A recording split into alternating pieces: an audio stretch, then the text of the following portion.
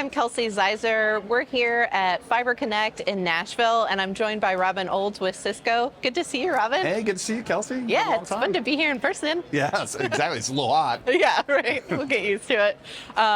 So would love to hear from you about some of the opportunities for Cisco in the race to expand fiber network. Yeah, it's great. It's really, truly an unprecedented opportunity right now for Cisco and for other players in the field. The U.S. government has $100 billion in federal grants. There's also additional state money that's available out there, and it's just really just this unprecedented time to bridge the digital divide and to basically empower an inclusive future for all, right? So. Yeah.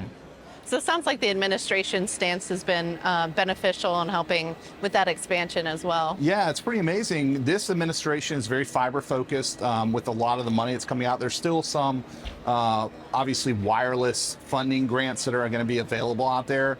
But they're really trying to reach the underserved and unserved. And underserved they're defining as 100 meg by 20 meg, and unserved they're doing 20 by 3 meg. And so it's really, when you look at fiber, it's a medium that has unlimited capacity. I think that's the theme of the show right now, but it truly does.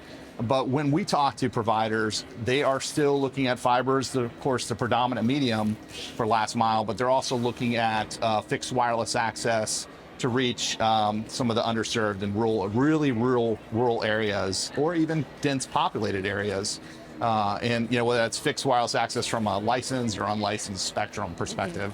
And of course, there will always be low Earth orbiting satellite, right? So, right. But we only see about 30% of that being involved with those service providers. Mm-hmm. Yeah, that's really interesting. And what are some of the technologies that you feel like will help service providers in expanding those fiber networks? Sure. The first one is, of course, they're looking at passive optical networking, or PON. From our perspective, it's really them looking at building a segment routed network, or what I would tell them to really do is look at redundancy first and then resiliency right after. Resiliency is extremely important in these environments. You're building out for residential areas where we just, we're due to COVID, we were returning to actually working from home. Then now we're returning to work, and now it's like hybrid work. Mm-hmm. And so the residential customers that are out there, broadband providers, are really very important to them, and they need to treat that service the same as they would a business service. And so that resiliency needs to be there. So those are things to consider. I also would tell them to look at security as one as well. It's really important to provide broadband security from the standpoint of DNS layered security, where it takes the malware and command and control, crypto mining attacks out of their network. That what we've seen is 30% of their backbone traffic is made up of that type of traffic. And if you remove that, they get back some of their backbone, so they get that middle mile back. On top of that, there are a lot of other things they can do, like service differentiation. I'll talk about that a little later.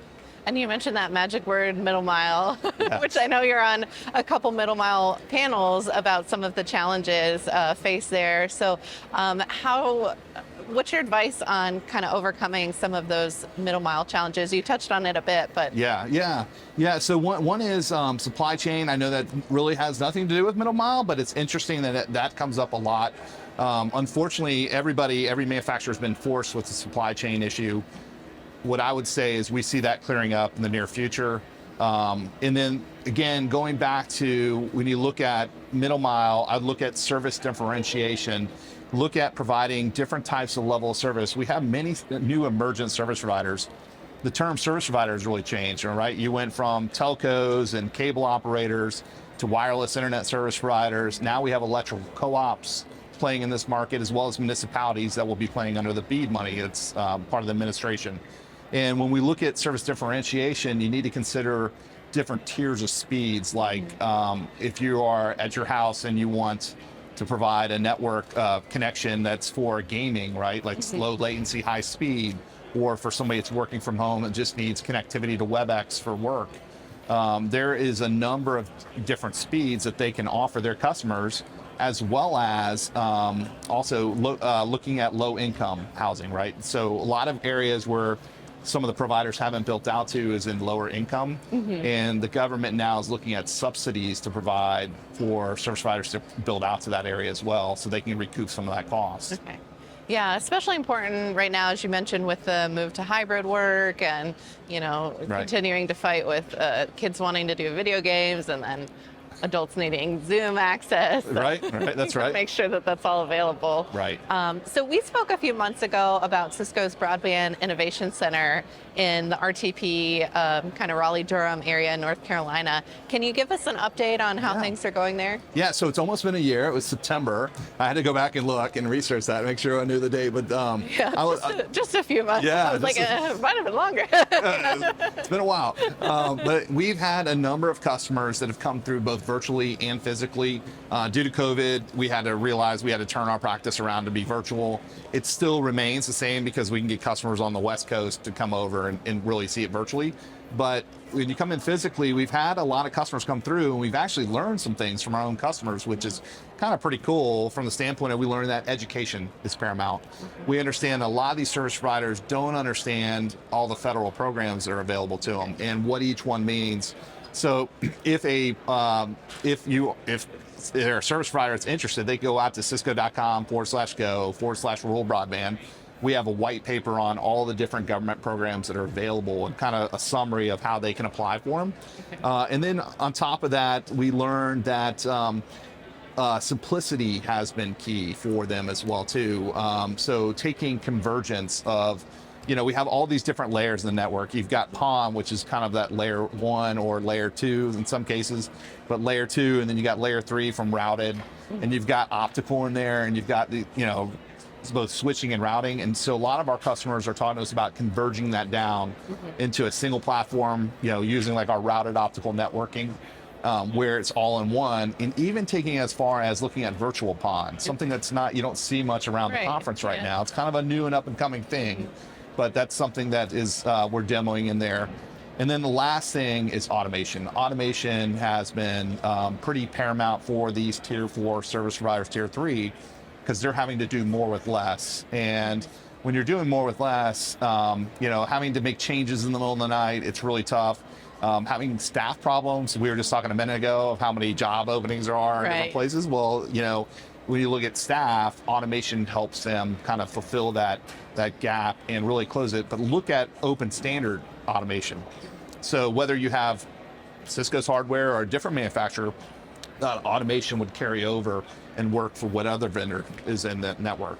So that's the 3 things that I would say that in the Broadband Innovation Center we've kind of walked away with.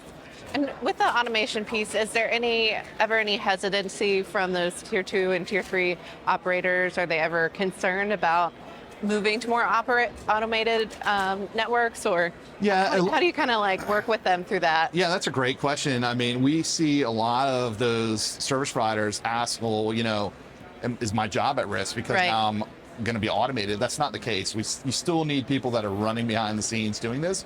It actually makes their job 1,000 times easier, because now the fat fingering of commands or typing them in wrong is not going to happen. It could happen, but in an automation world, you can revert back or go forward.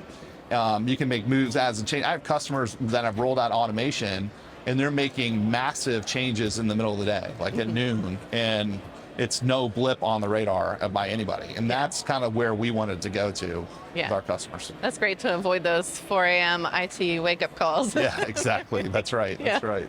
Well, Robin, it's been a pleasure. Thanks so much. Thanks, Kelsey. Thank you for having me here. Thanks.